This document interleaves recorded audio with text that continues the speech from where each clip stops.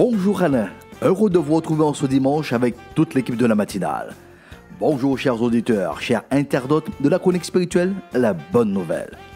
D'où que vous soyez, je sais que cette semaine n'a pas été comme les autres. Car c'est une vérité absolue, les jours se suivent et ne se ressemblent pas. Qu'avez-vous donc expérimenté de nouveau durant cette semaine écoulée? Quelles ont été les leçons tirées, apprises dans vos expériences?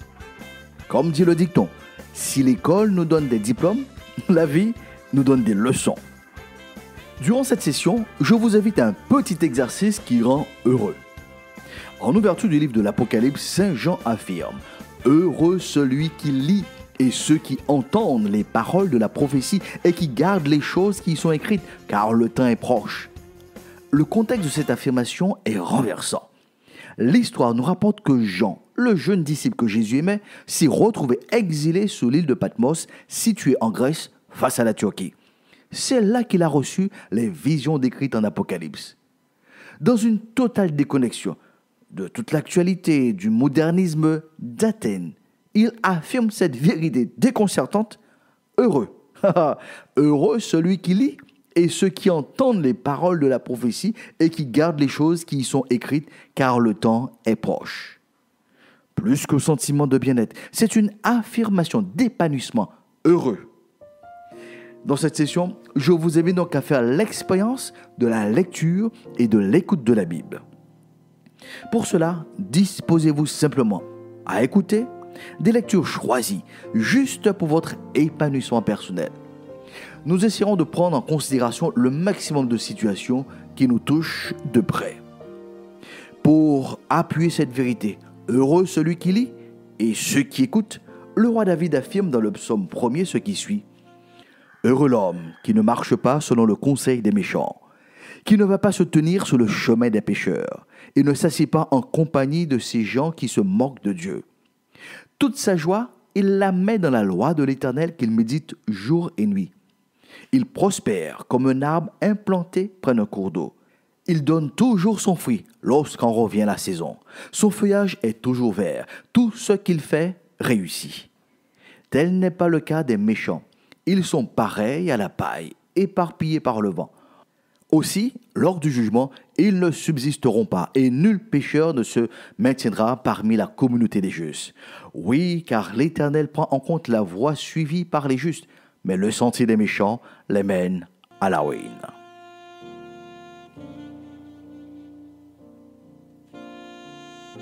Toujours en lien avec l'impact de la Bible dans une vie, le roi David déclare dans le psaume 119 « Heureux les hommes qui ont une conduite intègre et suivent dans leur vie la loi de l'Éternel. Heureux les hommes qui suivent ses préceptes et qui cherchent à lui plaire de tout leur cœur. Ils ne commettent pas le mal, ils suivent les chemins que Dieu leur a tracés. Tu as promulgué tes décrets pour qu'on les respecte avec soin. Que j'ai assez de fermeté pour observer tes ordonnances. Alors je n'aurai pas de honte lorsque je considérerai tous tes commandements. Je te célébrerai dans la droiture de mon cœur en étudiant les justes articles de droit. J'observerai fidèlement tes ordonnances. Ne m'abandonne pas complètement. Comment? Oui, comment? Quand on est jeune, avoir une vie pure, c'est en se conformant à ta parole. Je veux te plaire de tout mon cœur. Ne permets pas que je dévie de tes commandements. Je garde ta parole tout au fond de mon cœur pour ne pas pécher contre toi. Béni sois-tu, ô Éternel, enseigne-moi tes ordonnances. Mes lèvres énumèrent toutes les lois que tu as prononcées. J'ai de la joie à suivre tes préceptes, autant que si je possédais tous les trésors.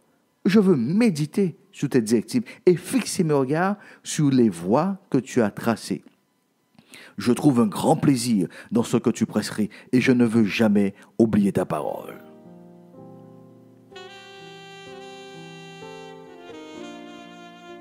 Écoutons le roi Salomon partager avec nous quelques proverbes sur les relations humaines dans le livre des Proverbes au chapitre 11. La balance force est en horreur à l'Éternel, mais le poids juste lui est agréable. Quand vient l'orgueil, vient aussi l'ignominie. Mais la sagesse est avec les humbles. L'intégrité des hommes droits les dirige, mais les détours des perfides causent leur ruine. Au jour de la colère, la richesse ne sert à rien, mais la justice délivre de la mort. La justice de l'homme intègre aplanit sa voie, mais le méchant tombe par sa méchanceté. La justice des hommes droits les délivre, mais les méchants sont pris par leur malice. À la mort du méchant, son espoir périt, et l'attente des hommes iniques est anéantie. Le juste est délivré de la détresse, et le méchant prend sa place. Par sa bouche, l'impie perd son prochain, mais les justes sont délivrés par la science. Quand les justes sont heureux, la ville est dans la joie, et quand les méchants périssent, on pousse des cris d'allégresse. La ville s'élève par la bénédiction des hommes droits, mais elle est renversée par la bouche des méchants. Celui qui méprise son prochain est dépourvu de sens, mais l'homme qui a de l'intelligence se tait.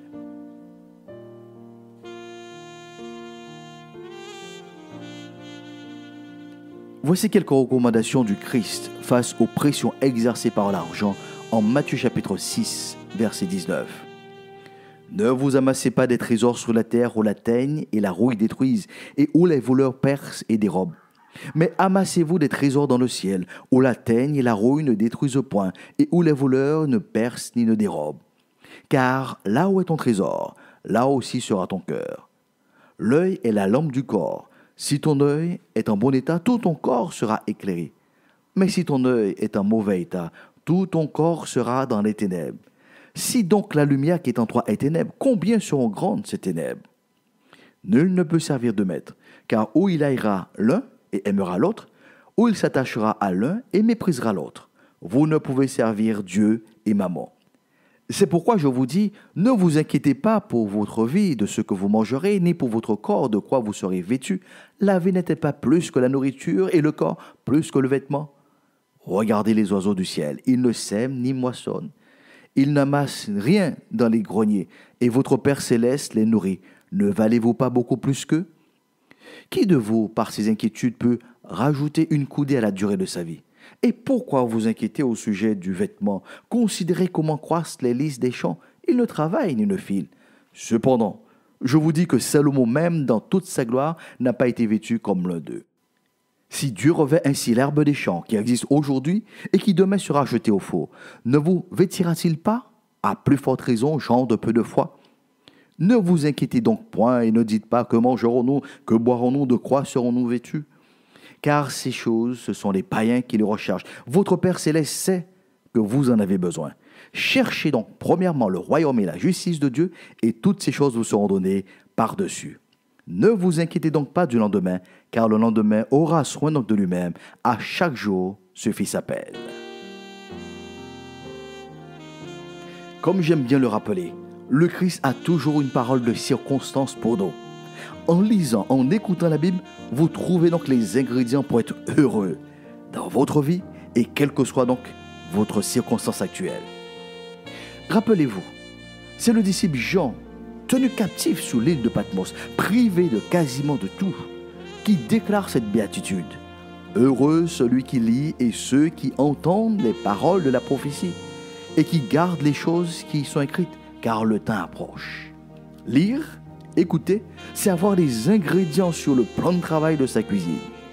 Jean nous dira en substance que l'application de ce qui a été lu, de ce qui a été entendu, finalise et concrétise l'épanouissement personnel. Alors c'est pour cette raison, monsieur, madame, je vous encourage et je vous invite à être un homme heureux, une femme heureuse, par la lecture, par l'écoute de la Bible et aussi par la mise en application de tous ces principes qui contribueront à votre épanouissement, à faire de vous un homme heureux, une femme heureuse. Si vous souhaitez avoir d'autres passages de la Bible adaptés à vos circonstances, n'hésitez pas donc à me contacter au 06 90 92 77 71.